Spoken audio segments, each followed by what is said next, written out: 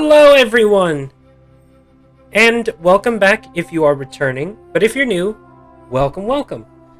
I don't know why I'm saying welcome, I don't know why I'm saying welcome twice, but anyways, just a few seconds ago, Mao just informed us of the new Dev Diary of September 2021.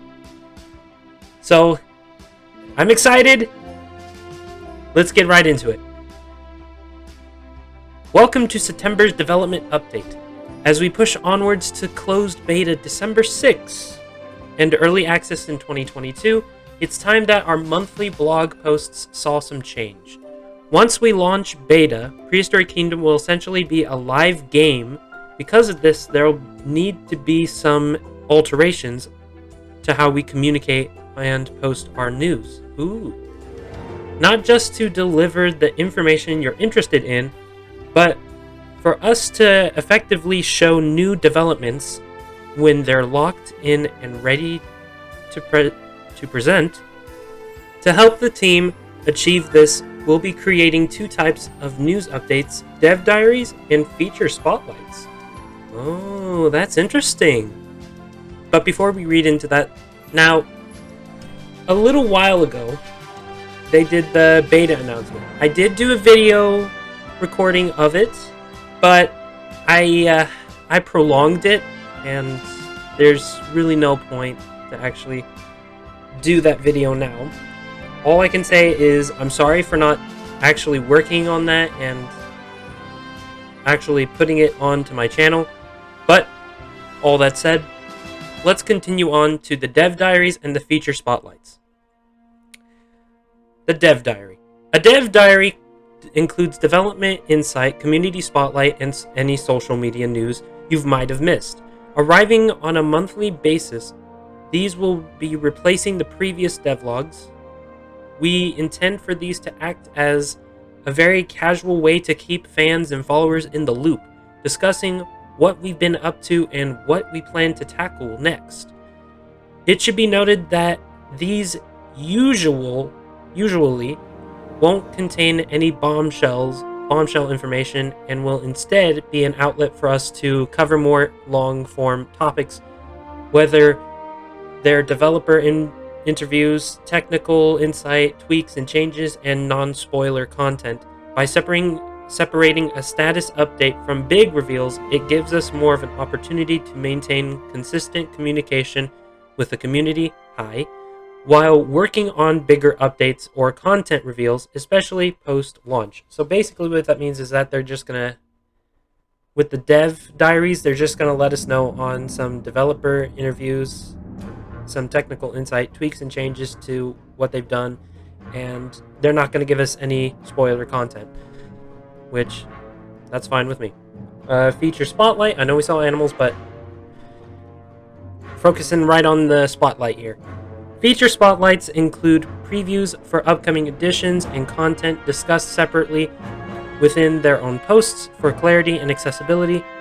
They could be a glimpse at an independent update, a deep dive into a brand new system, or improvements that we're keen to show off. Unlike the Dev Diaries, these don't have a set schedule or frequency and will appear only when they're ready. They're sort of like a surprise party, but with bad wordplay over enthusiastic paragraphs. Smashing. But let's take a look at this. Let's take a look at this picture that they put down below. The mountains look great. Nice work on the detail, though. I like that. It reminds me when I lived in Vegas, honestly, at the time. Very similar. Very, very similar. Alright, animals. Here we go. Animal Locomotion has set a lot of development across September, with many changes and improvements thanks to one of our programmers, Matt. Thank you, Matt. Creatures, especially large prehistoric ones, present a difficult challenge to overcome in video games, as you ideally want to respect their physicality I hope that's a right way of saying it. Their physicality and animation, where you can, while ensure that they get to their destination.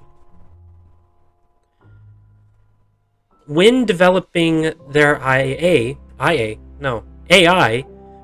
we need them to reach very specific targets or stopping points like feeders, the edge of a lake, and hopefully not ram their face through a fence. Alpha was quite limited in what the creatures could do, so imprecise movement wasn't an enormous concern for the time being, though many faces were smashed through the fences. Features like variable travel speed, foot locking, and foot repositioning are just some of the additions we've made as part of our ongoing R&D efforts to benefit the animal's AI and pathfinding. Developing a complex system for units as big as dinosaurs is no small task, but it's definitely coming along. So what I'm seeing for the animals, is that, they've kind of recolored this, but it still looks the same. But we get feeding in the beta, which was discussed before, but this looks nice. I really like it. We haven't seen this skin try to eat, so. Guests. For the patrons of your park, we'll soon be working on guest needs. Visitor welfare is an important part of any world-class zoo, and as such, we're trying to strike the right balance between detailed simulation and optimized solutions. Though we can't delve into our plans too much, we are very excited to explore more of Prehistoric Kingdom's management and crowd simulation. And yes, we know guests look a bit terrifying. We fully intend to make them beautiful and lively, but our resources are very much focused on their underlying mechanics and gameplay for the time being. Makes sense. Modular building point snap. Point snap is a new quality of life feature coming to the modular system in beta. When toggled on, players can snap any non-wall or roof item to 9 different points around a grid tile. Intended for quickly adding objects like beams and pillars around a build, this tool gives you grid-perfect placement for those moments of needed precision. Creative accessibility is important, and we will continue to add similar features in the future. And of course, if grids aren't exactly your thing, every item in Prehistoric Kingdom can be placed freely. Tech talk. On a more technical note, the rendering for our modular system is now fully built around GPU instancing like the painted trees. This means that repeated objects do not cost additional draw calls on the GPU, offering huge performance savings on large parks. As we're currently working on support for modular prefabs, you can imagine the necessity for supporting thousands of pieces at a time. Speaking of technical features, the long-awaited undo and redo actions have been added to the game. Only terrain, water, and the modular system support it at the moment. We'll be sure to keep expanding it to other mechanics before beta's launch. It's still mechanisms, it doesn't matter. Okay, the game uses a variable memory cache to keep track of all your actions, discarding the oldest changes once that limit fills up. Since this can retain a lot of data, players can hold down the undo/redo keys to cycle through all the remembered actions rather than constantly tapping. Planet Zoo. News roundup. Is it already over? Okay, so in case you missed it, we released a beta announcement trailer in Gamescom in August. You can find a whole bunch of information and details about what to expect from beta in this blog post. We've seen it. You guys have seen it on the channel. No, that's it? We don't get another dinosaur? Oh, come on. Okay. Thank you for reading September's Dev Diary. Oh, that makes a lot of sense. Hopefully, you're all excited to see more from us over the coming months. Until next time. Okay, so yeah. Just like they were saying before, this is how they're doing it now.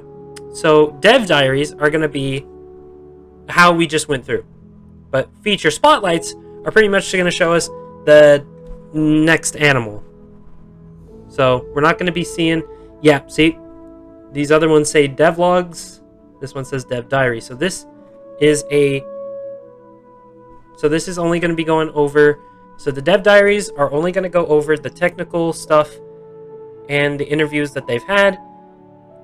And a little bit of tweaks of changes, like the guests or the undo and redo button. That's what this whole thing was focused on, of what mechanical issues they had and what they've done to fix it. But the feature spotlight will be mostly for finding out the animals and pretty much on other type of updates, like customization and like buildings, animals, customization, all that type of stuff. Now, they will give us news about animal locomotion and of how they eat and drink and fight, but other than that, that's pretty much the whole Dev Diary. And with all this said about the Dev Diary, I hope you guys enjoyed the video. Please like, comment, and subscribe, and I'll see you guys very soon.